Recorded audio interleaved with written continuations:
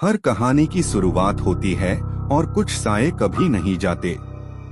आज हम लेकर आए हैं 3 ऐसी कहानियां जो आपको रात भर डरा देगी। छात्रावास कक्ष संख्या 304, मंदिर के पीछे कुआं, टूटी चूड़ियों का कमरा। अपने कमरे की लाइट्स ऑफ कर दे ताकि अच्छा हॉरर एक्सपीरियंस मिल। तैयार हो जाओ इंडियन हॉरर, देसी चुड़ैल और इंडियन गोस्ट्स हॉन्टेड एक्सपीरियंसेस के लिए। ये है डायनामिक डार्क और ये है आज का एपिसोड 106 की शुरुआत।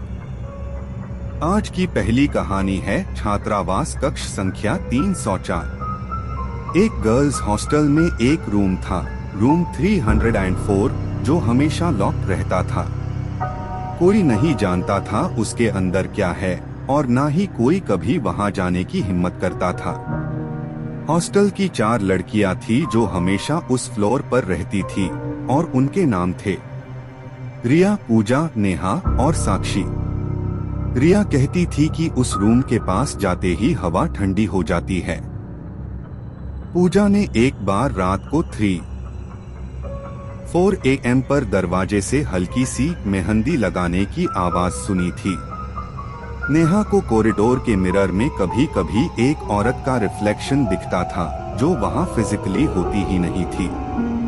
और साक्षी वो सबसे ज्यादा छुप रहती थी क्योंकि उसने एक बार रूम 304 के लॉक पर खुद का नाम लिखा हुआ देखा था, जबकि उसने कभी लिखा ही नहीं था। और तब से रूम 304 सिर्फ एक लॉक्ड रूम नहीं रहा, वो हॉस्टल का सबसे बड़ा राज बन चुका था। पर हर रात बिल्कुल 3:04 AM पे हॉस्टल की पूरी बिल्डिंग में एक अजीब सी खामोशी छा जाती थी। ना कोई फैन की आवाज, ना किसी के चलने की, बस एक हैवी साइलेंस। और फिर रूम 304 के अंदर से एक हल्की सी स्क्रैच की आवाज आती थी, जैसे कोई धीरे धीरे मेहंदी लगा रहा हो। पहले तो सबको लगा कोई इमेजिनेशन है या हवा का इफेक्ट, लेकिन प्रॉब्लम ये थी कि वो आवाज हमेशा सेम टाइम पे आती थी, 3:04 AM।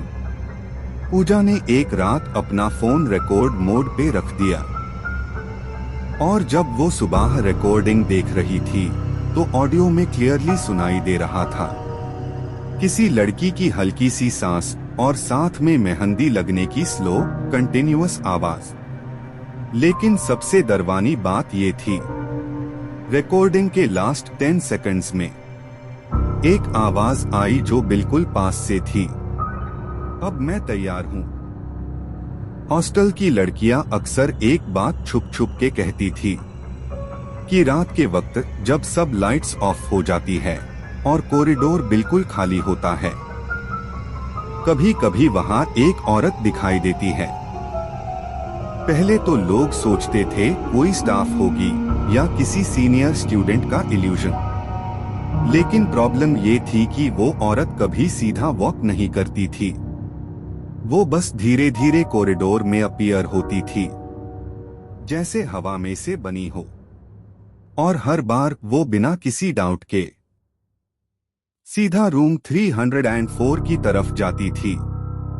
सबसे डरावनी बात ये थी कि जो भी उसको देखता था उसको लगता था जैसे वो औरत उसको देख रही है, लेकिन पलक झपकते ही वो औरत थोड़ी और पास आ चुकी होती थी।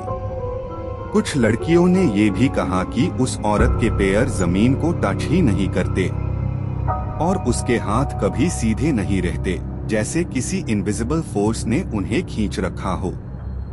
और फिर जब वो रूम 304 के बिल्कुल सामने पहुंचती थी तो कॉरिडोर की सारी लाइट्स 1 सेकंड के लिए बंद हो जाती थी। एक रात एक हिम्मती स्टूडेंट रिया ने डिसाइड किया कि वो CCTV फुटेज चेक करेगी और देखेगी कि रूम 304 के अंदर रात को क्या हो रहा है। जब वो मॉनिटर के सामने बैठी, स्क्रीन पे पहले तो सिर्फ स्टैटिक हाई दिख रहा था, लेकिन फिर स्टैटिक के बीच से धीरे धीरे एक चुड़ैल का फिगर दिखने लगा जो कैमरा की तरफ सीधा देख रही थी। उसकी torn white sari, blood stains, long wet hair और scary human like face clearly visible थी। ब्लैक हॉलो आईज में फेंट रेड ग्लो और लॉन्ग शार्प नेल्स कैमरा की तरफ फिर रहे थे, जैसे वो रिया को देखकर स्माइल कर रही हो। रिया का दिल जोर से धड़कने लगा। स्क्रीन पे चुड़ैल हर ब्लिंक के साथ थोड़ा और क्लोज आती गई और हर फ्रेम में उसकी टेरिफाइंग प्रेजेंस और ज्यादा इंटेंस होती गई। और फिर एक सेकंड के लिए स्क्रीन का इमेज ग्लिच हुआ और चुड़ैल का फेस बिल्कुल क्लोज अप आया। रेड ग्लो और भी स्ट्रॉन्ग, फिर इंस्टेंटली वैनिश हो गई। लेकिन रिया ने महसूस किया कुछ अब भी मॉनिटर के अंदर उसका वेट कर रहा था। सुबह जैब हॉस्टल की वार्डन रूटीन चेक के लिए उस फ्लोर पर आई तो सब कुछ बिल्कुल नॉर्मल लग रहा था।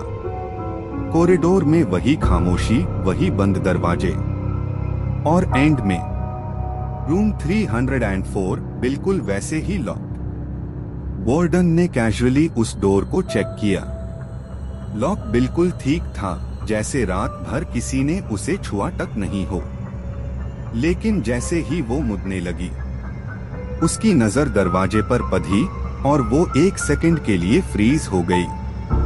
रूम 304 के बीच में एक गहरा लाल हैंड प्रिंट था, जैसे किसी ने फ्रेश मेहंदी या खून से हाथ रख दिया हो। सबसे डरावनी बात ये थी कि वो निशान बिल्कुल नया लग रहा था, अभी अभी बना हो जैसे।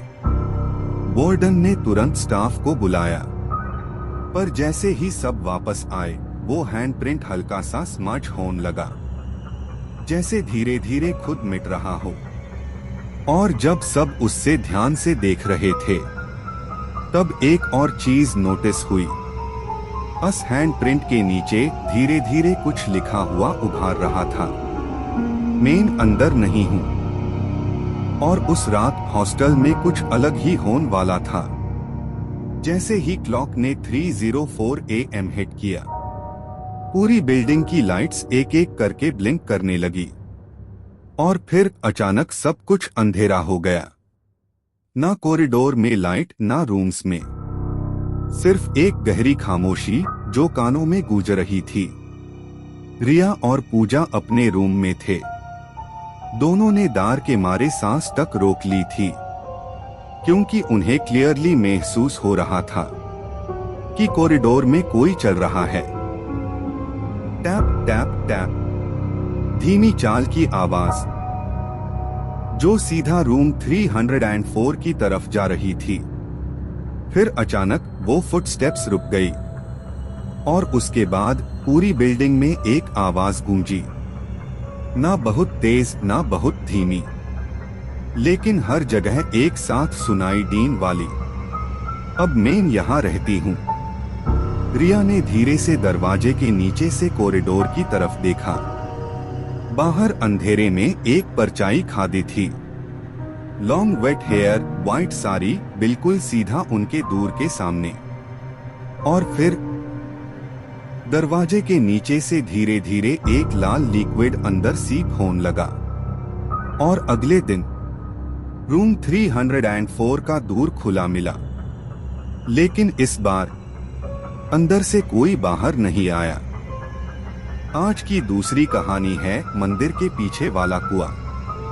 एक छोटे से गांव में पुराने मंदिर के पीछे एक गहरा कुआं था, जिसे बचपन से ही सबको स्ट्रिक्टली मना किया गया था। लोग कहते थे कि दिन में वो बिल्कुल नॉर्मल लगता है, लेकिन रात होते ही उस जगह का माहौल बदल जाता है। गांव के 3 लड़के थे, अमन, रोहित और कारण। तीनों बचपन से बेस्ट फ्रेंड्स द और हर चीज को चैलेंज समझते थे। एक दिन शाम को बैठकर वो इसी कुआं की बात कर रहे थे। अमन ने बोला, ये सब बस लोगों को डरने के लिए है। रोहित हंसने लगा और कारण ने चैलेंज दे दिया, चलो आज रात देखते हैं सच क्या है। रात होने का इंतजार हुआ और जैसे ही अंधेरा छाया, तीनों चुपके से मंदिर के पीछे पहुंच गए। वहां हवा अजीब सी ठंडी थी और आसपास एक भी आवाज नहीं थी, ना कोई जानवर, ना हवा का झोंका। सिर्फ एक खामोशी जो नॉर्मल नहीं लग रही थी। जैसे ही तीनों कुआं के पास खड़े हुए, अंदर झांकने की हिम्मत जुटी। उन्हें लगा जैसे कुआं के पानी में कोई अंदर से उन्हें देख रहा हो। गांव वाले हमेशा एक ही बात रिपीट करते थे, रात को वहां कभी मत जाना। बचपन से अमन और रोहित ये वार्निंग सुनते आए थे, लेकिन किसी ने कभी क्लियरली नहीं बताया कि वहां ऐसा क्या है। कुछ लोग कहते थे रात को कुआं के पास से आवाज आती है, जैसे कोई धीरे धीरे किसी का नाम ले रहा हो। कुछ कहते थे वहां एक औरत दिखती है जो पहले दूर खाते रहती है, फिर धीरे धीरे पास आती है बिना आवाज के। और जो सबसे ज्यादा डरावनी बात थी वो ये कि जो भी उस औरत को देख लेता था वो अगले दिन उस बात को याद ही नहीं कर पाता था, जैसे उसकी यादों का एक हिस्सा किसी ने चुरा लिया हो। अमन ने हंसी में उड़ा दिया, बस लोगों की कहानियां है। लेकिन रोहित चुप था, क्योंकि उसने एक बार रात को मंदिर के पीछे से अपना नाम सुना था। क्योंकि जैसे ही रात होती थी मंदिर के पीछे का पूरा एरिया बादल जाता था।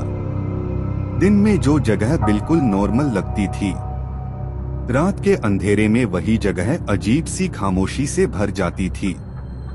और फिर धीरे धीरे कुआं के पास एक औरत दिखाई देती थी। पहले वो दूर खाते रहती थी, बिल्कुल चुप, जैसे किसी का इंतजार कर रही हो।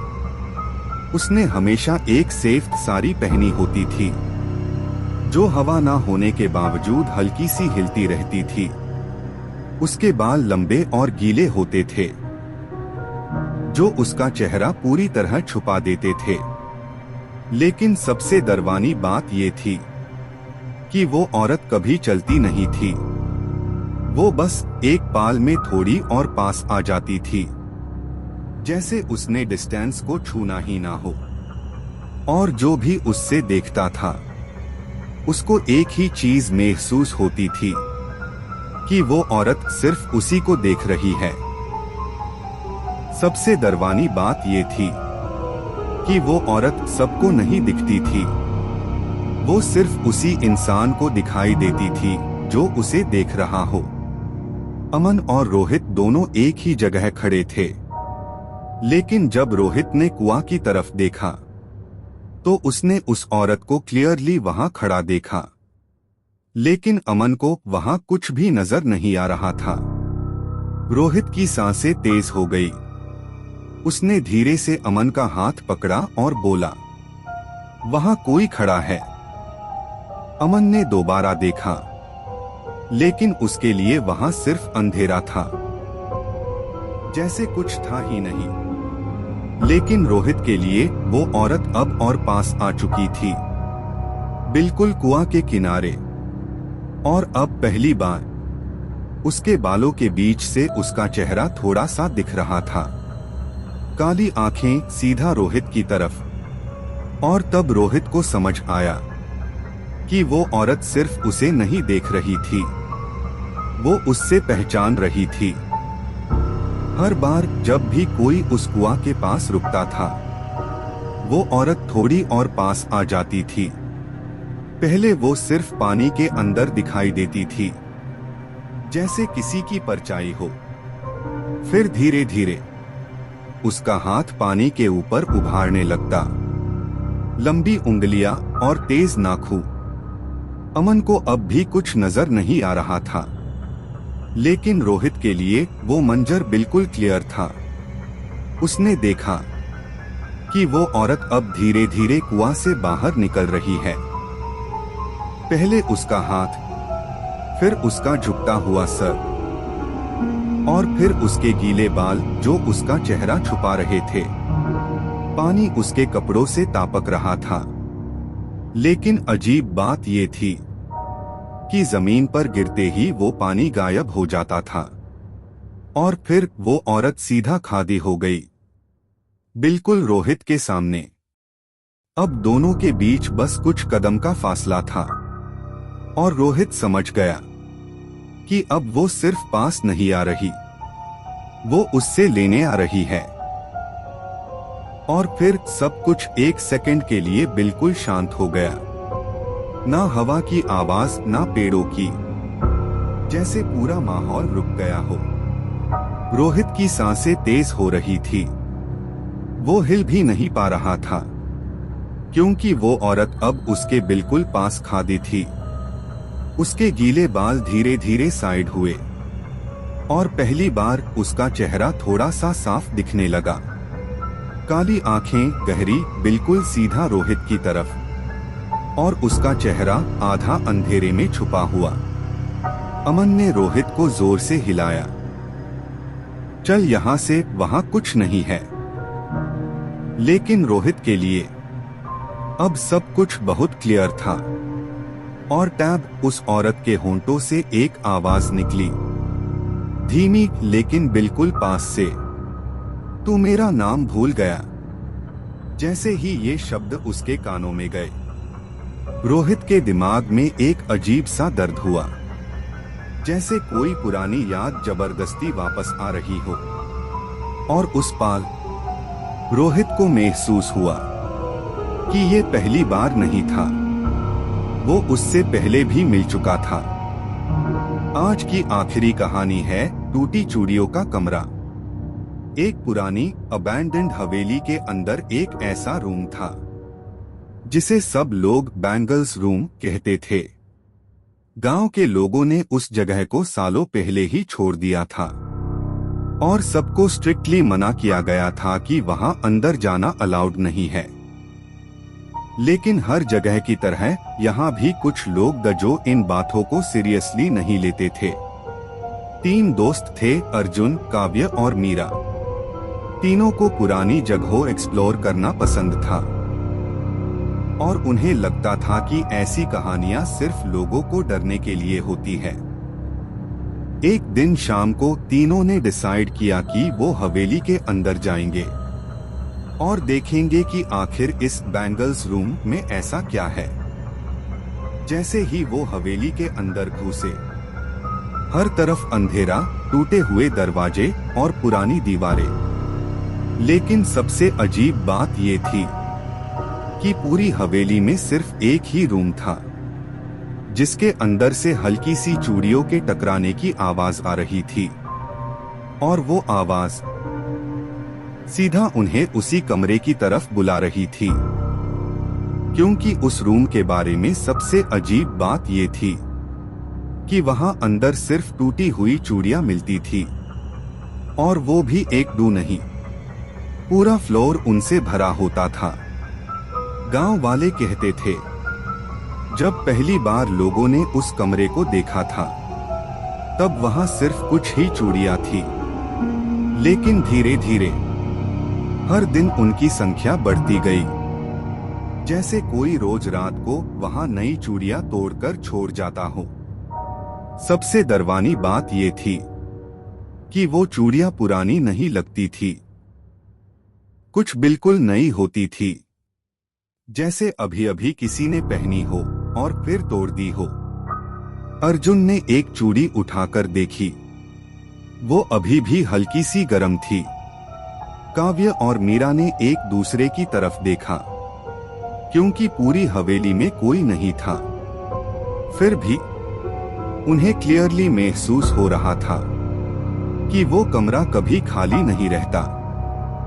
रात होते ही उस कमरे से हल्की सी हंसी की आवाज आती थी, धीमी लेकिन बिल्कुल पास से, जैसे कोई अंधेरे में खड़ा हो और चुपचाप तुम्हें देख रहा हो। एक रिसर्चर ने हिम्मत करके उस कमरे के अंदर कैमरा इंस्टॉल किया और बिना कुछ सोचे रिकॉर्डिंग स्टार्ट कर दी। जैसे ही वो बाहर निकला, अंदर से चूड़ियों की आवाज और तेज हो गई। जब फुटेज देखी गई तो सब लोग शॉक हो गए।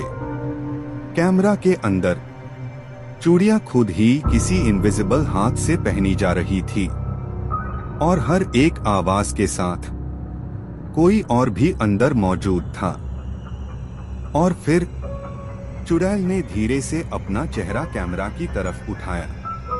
सीधा देखते हुए वो हल्का सा मुस्कुराई और अगले ही पल स्क्रीन अचानक ब्लैक हो गई।